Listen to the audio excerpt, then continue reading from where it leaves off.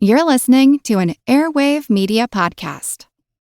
Hello, it is Ryan, and I was on a flight the other day playing one of my favorite social spin slot games on chumbacasino.com. I looked over at the person sitting next to me, and you know what they were doing? They were also playing Chumba Casino. Coincidence? I think not. Everybody's loving having fun with it. Chumba Casino is home to hundreds of casino-style games that you can play for free anytime, anywhere, even at 30,000 feet. So sign up now at chumbacasino.com to claim your free welcome bonus. That's chumbacasino.com and live the Chumba life. No purchase necessary. VGW Group. Void where prohibited by law. See terms and conditions. 18+. Want to learn how you can make smarter decisions with your money? Well, I've got the podcast for you. I'm Sean Piles, and I host NerdWallet's Smart Money Podcast. Our show features our team of nerds, personal finance experts in credit cards, banking, investing, and more. And they'll help you make the most of your money while cutting through the clutter and misinformation in today's world of personal finance. You'll get clarity on strategies to help you build your wealth, invest wisely, shop for financial products, and plan for major life events. Listen to NerdWallet's Smart Money Podcast wherever you get your podcasts.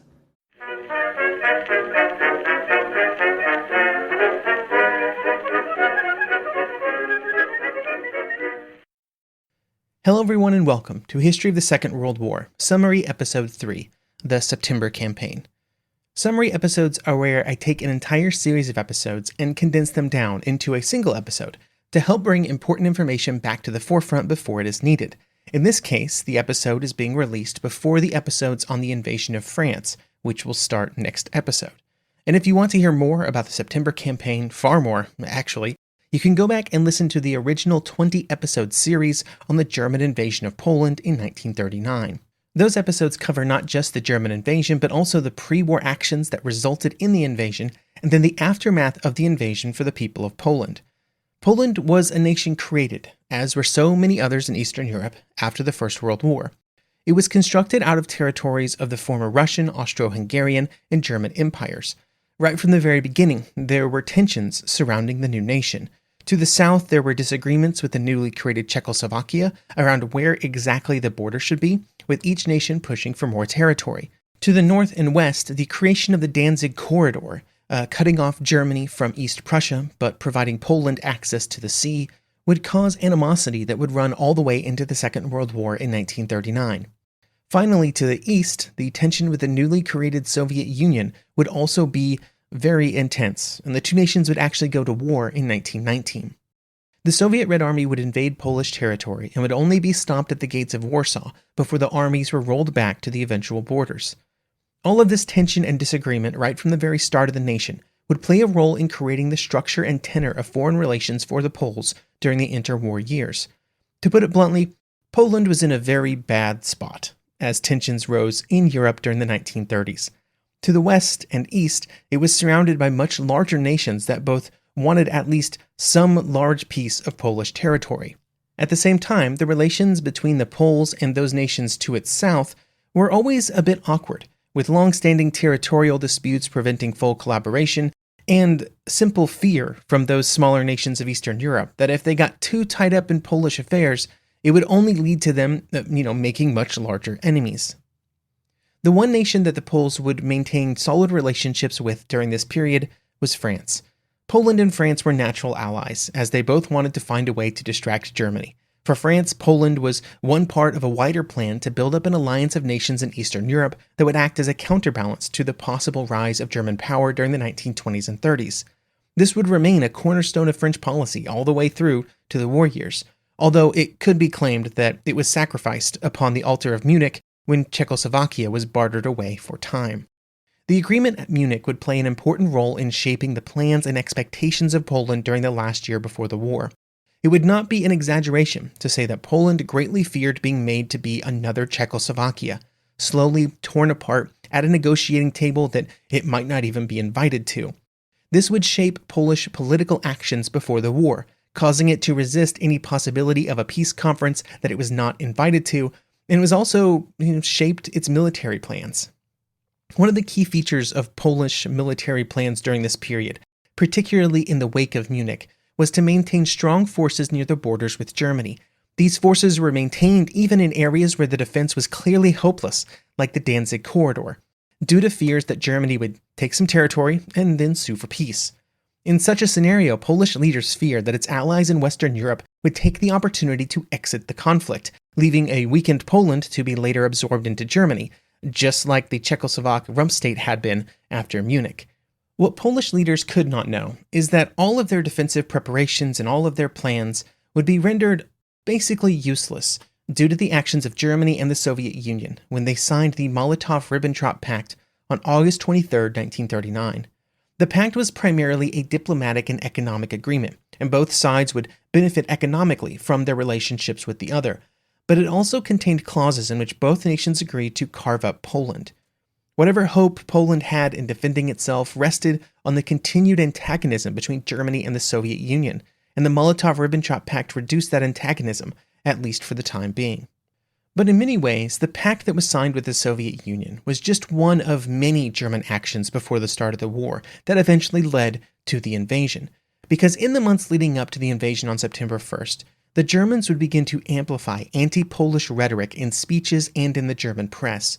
The general charge laid against the Polish government was discrimination against Germans in Polish territory and an unwillingness to negotiate a Danzig corridor solution. The claim that the Polish government was persecuting ethnic Germans in Poland was a claim that had been a cornerstone of the German playbook in the months before the Munich crisis, but it was used again against Poland as a way to explain the forthcoming German invasion. When the borders had been drawn after the First World War, there were many ethnic Germans inside the borders of Poland. By claiming that they were being mistreated in some way, the German government hoped to sort of cast their actions as some kind of heroic rescue mission. And even if nobody outside of Germany actually believed that, the story played great in the domestic press. But none of the actions after the spring of 1939 were done by the German leaders for any reason other than setting up the future war. On May 23, 1939, Hitler would tell the military leaders of Germany that, quote, "There is therefore no question of sparing Poland, and we are left with the decision to attack Poland at the first suitable opportunity. We cannot expect a repetition of the Czech affair. There will be war." End quote. Throughout the final weeks of peace, the Polish government was always willing to negotiate, but always in the form of multilateral negotiations. What the Germans wanted was for a single Polish representative to be sent to Berlin with full powers to agree to anything. Then, once the Polish person arrived, there would be the goal of kind of browbeating that representative to agree to German terms. But really, Poland already knew that that's what they wanted to do. And in the end, it didn't really matter what Poland did or did not do. Germany was already going to start a war, and it was just a matter of how long it would take before they were forced to actually attack the nation of Poland. The one benefit that Poland had over Czechoslovakia as the crisis escalated is that in London and Paris, the appeasement spirit that had reached its zenith at Munich had been destroyed due to the German actions in the months after the Munich Agreement was signed. The result of this would be a hardening of resolve among the French government to honor their military agreements with Poland, which had been signed way back in 1921, and which committed both sides to military cooperation if either came under attack by Germany. On top of this was added a Polish and British agreement announced to the world on April 6, 1939, but then not officially signed until August, which committed Britain to coming to Poland's aid if it was attacked by Germany. In theory, both of these agreements were built around the belief that Hitler and the German leaders would be more hesitant to attack Poland if they knew that it would lead to a war with Britain and France. It was deterrence by collective security. But such deterrence was not going to work against the German leader. One of the reasons for this was the continued belief by some German leaders that when the chips were down, Germany could call the bluff of the British and French, and they would not really go to war for Poland or any nation in Eastern Europe. The Poles placed high hope on their diplomatic agreements with the British and French, and throughout 1939, they would seek to take advantage of them to purchase military equipment and take out loans to purchase even more. The issue that the Polish government would encounter is that most of the military production capacity of Britain and France were tied up in their own rearmament initiatives, and so there was not very much equipment that could be exported. This was one of the downsides of all of Germany's enemies trying to frantically catch up to its rearmament at the same time. There wasn't a lot of resources to share amongst themselves. But as part of the agreements that were signed, the Polish military was assured that if Germany attacked Poland, the British with their bombers and the French with their army would launch an attack against Germany to draw off German forces. The Polish leaders believed this because they were told that these things would happen by British and French leaders. These actions were in fact not going to happen.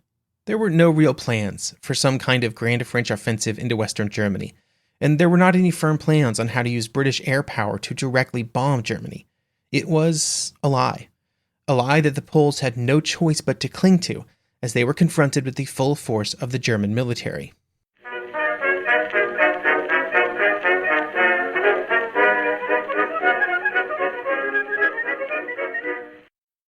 It is Ryan here, and I have a question for you. What do you do when you win? Like, are you a fist pumper, a woo-hooer, a hand clapper, a high-fiver? I kind of like the high-five, but if you want to hone in on those winning moves, check out Chumba Casino. At ChumbaCasino.com, choose from hundreds of social casino-style games for your chance to redeem serious cash prizes. There are new game releases weekly, plus free daily bonuses, so don't wait. Start having the most fun ever at ChumbaCasino.com. No purchase necessary. VGW Group. Void where prohibited by law. See terms and conditions. 18 plus. Hey there, I'm Dylan Lewis, one of the hosts of Motley Fool Money. Each weekday on Motley Fool Money, we talk through the business news you need to know and the stories moving stocks on Wall Street.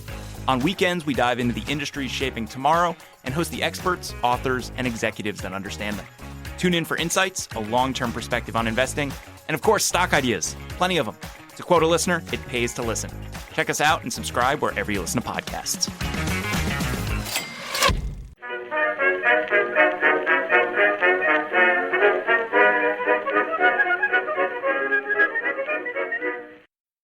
The German plan for the invasion was called Fall Weiss, or Case White, and it involved a prolonged military attack into Poland along the entire length of the German border and by an army based in East Prussia. The overall structure of the attack was a giant pincer, with the northern edge of the pincer advancing out of northern Germany and East Prussia, while the southern and stronger arm of the pincer advanced out of eastern Germany and through the area around Łódź. The general goal was for the two arms of the pincer to meet somewhere around Warsaw, cutting off any Polish troops that were still based in northwestern Poland. Along with these two pincers, there would be attacks that would be launched in other directions as well. From the south, there would be an advance to the northeast, and from northern Germany, an army would advance into the Danzig corridor. This was, in general, a completely logical plan that capitalized on the key advantages that Germany had: more armored and motorized troops, more men in general, and the perfect staging ground for an envelopment attack out of East Prussia.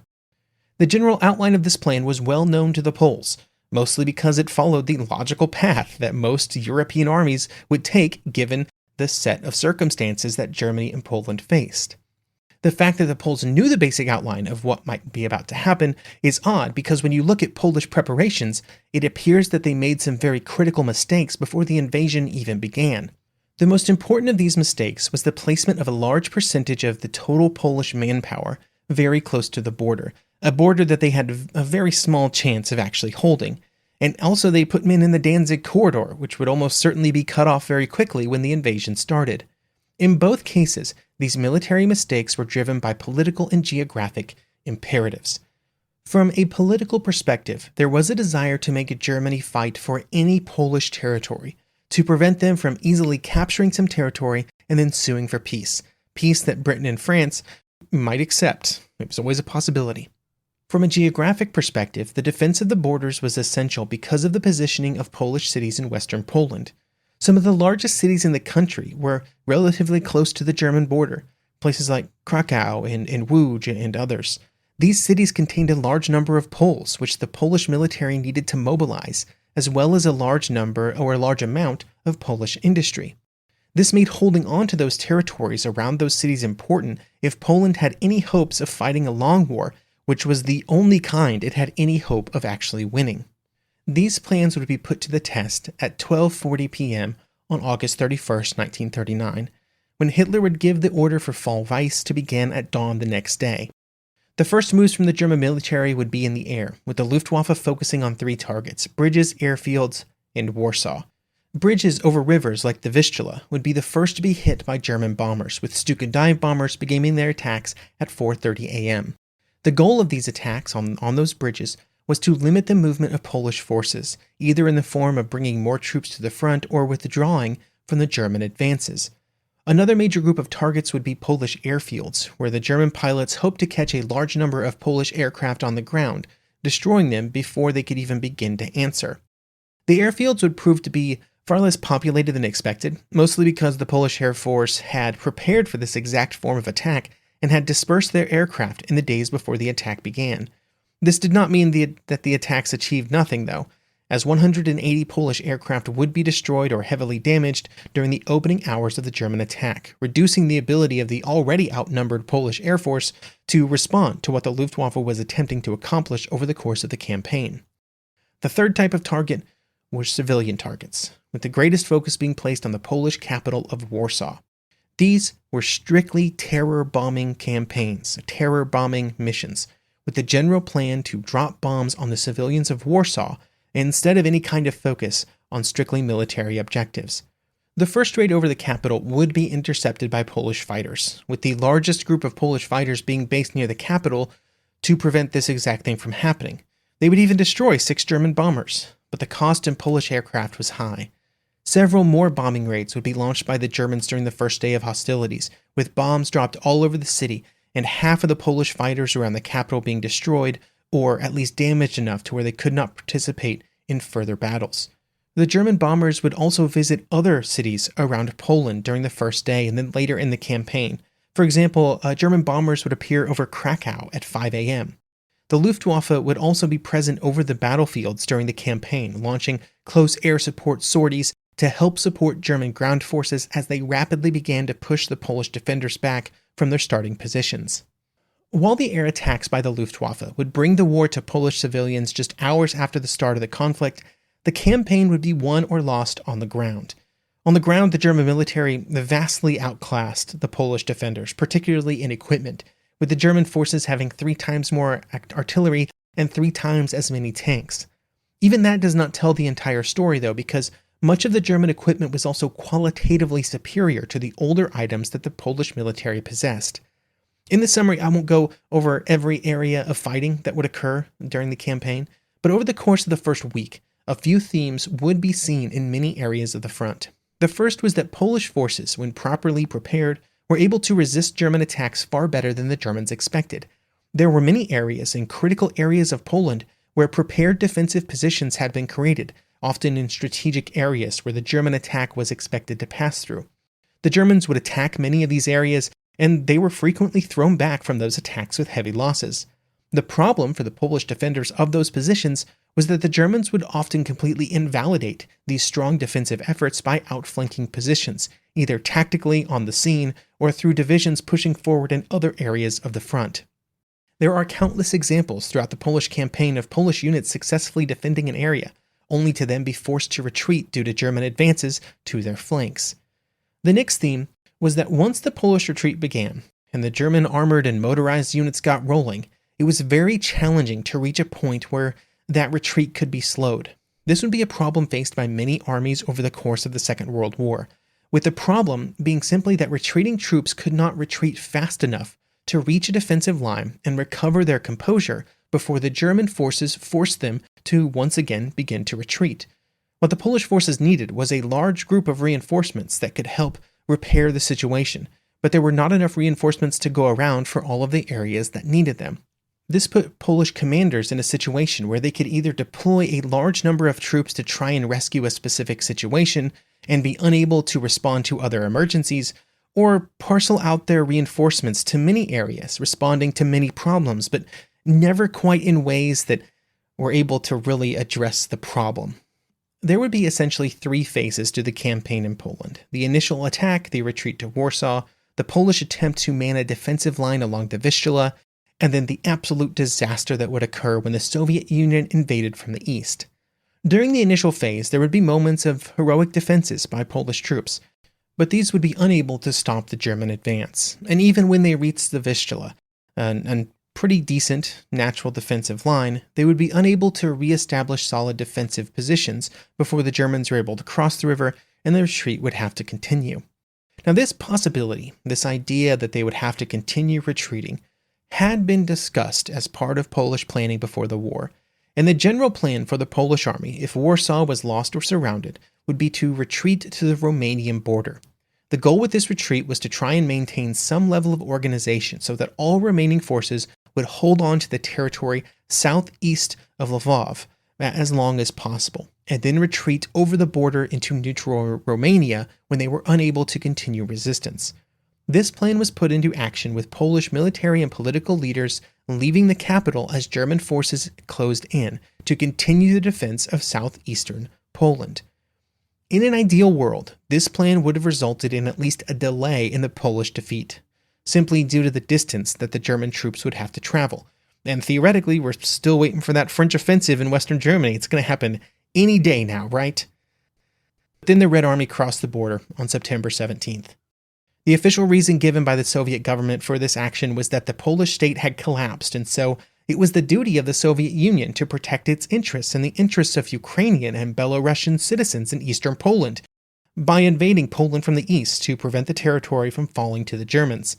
Of course, this was not the real reason, and the Soviet leaders had already agreed to a Polish partition during their negotiations with the Germans that led to the Molotov-Ribbentrop Agreement. For the Poles, once the Red Army crossed the border, there was no question about the outcome of the campaign. There was no possibility of even delaying that outcome anymore. The only option was to try and get as many people as possible out of the country through Romania as the two enemy armies advanced. Warsaw would hold out until September 27th, by which point those inside the city were starving and the city was slowly being demolished by German artillery and air attacks, while the German ground troops also continued to take over more territory. Various units around Poland would surrender over the following days, with the last group being the defenders of the Hel Peninsula near Gdynia and the Danzig corridor. The German military would suffer around 50,000 casualties during the campaign, with 16,000 of those being killed.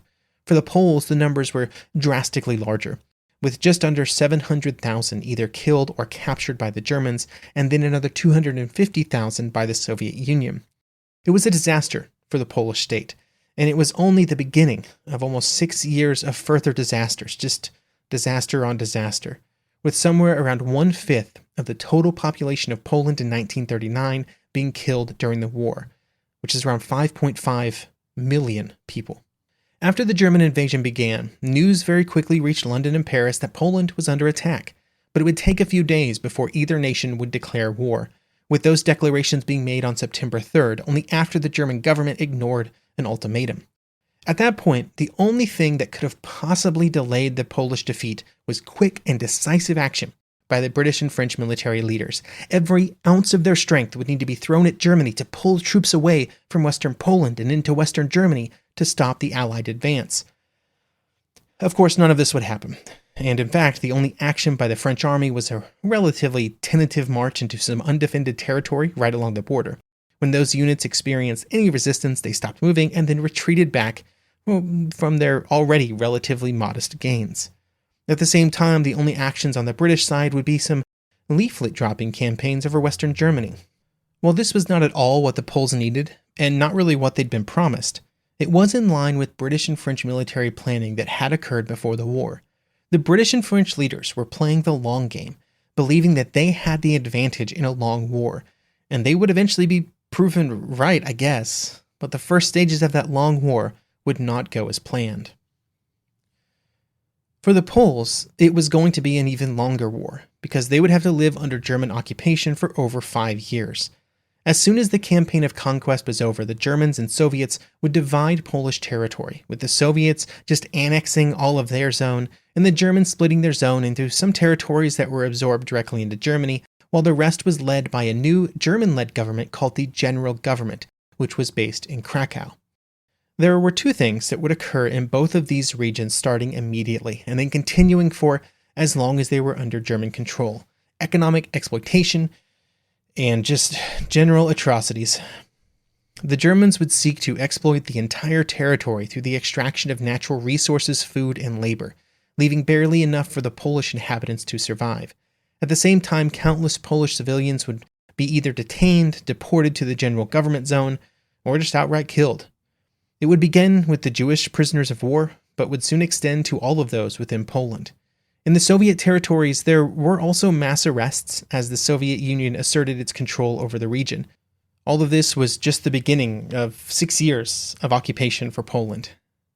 Some Polish forces would be able to escape through Romania and make their way west, proving themselves time and time again in the Allied armies throughout the war, including during the invasion of France and the Battle of Britain. But in the end, the promises made to Poland would be fully betrayed at the Tehran Conference in November 1943, when the possibility of a restoration of the previous Polish government was sacrificed upon the altar of Allied solidarity. The greatest fear of Polish leaders before the German invasion in 1939 was that its future would be bartered away to Germany by Britain and France in an effort to maintain peace. It had already happened to Czechoslovakia, and it could happen to Poland as well. At Tehran in 1943, the players were different, but the results were the same. Poland's future was decided without the input of Polish leaders and without the input of the Polish people. This meant that the future of the people that by some measures would suffer more than any other during the war was used as a bargaining chip to ensure Allied cooperation towards victory.